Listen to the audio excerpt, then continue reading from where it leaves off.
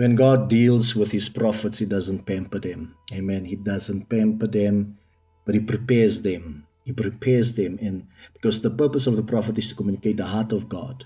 Amen. To communicate the heart of God for a people, for a person, for a region, for a church, for whatever the case may be. It is communicating what is on the heart of God. It's not communicating what is on the heart of man. It's not communicating what's on his heart or her heart. A true prophet communicates the heart of God. And in order for you to communicate the heart of God, you need to know where the heart of God is. Amen. And that is the sonship of man.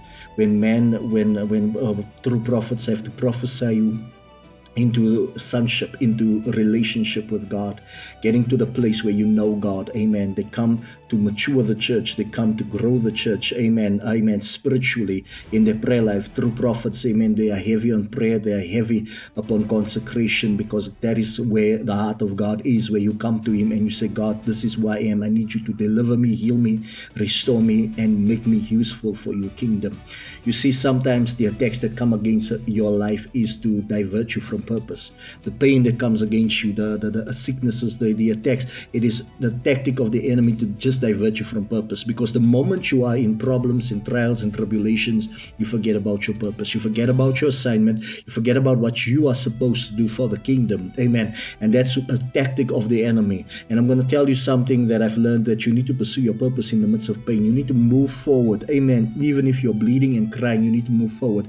Because understand, there's something called the groaning in the spirit. You need to come to a place where you understand the groaning. So the Bible talks, it doesn't just talk about a physical groan. Your spirit is groaning. And the reason why your spirit is groaning, because it's yearning for something. It's yearning for relationship. It's yearning for depth. It's yearning to know God more. Amen. So now when you begin to speak, because the moment you prophesy, you're no longer going to prophesy just for the sake of prophecy. You're going to really prophesy because you have something to say from the heart of God. Amen. And there are many times people in the name of prophecy do target practice upon regions, and then they get excited. The moment you get excited, amen, for a word coming to pass, it means you were not sure whether that was God that spoke to you. Amen.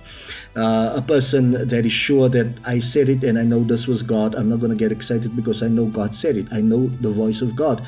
But you get people, they get overly excited, which means they were actually doing target practice. They prophesied not being sure whether this is God. That is dangerous. But sooner or later, the enemy will begin to use that mentality.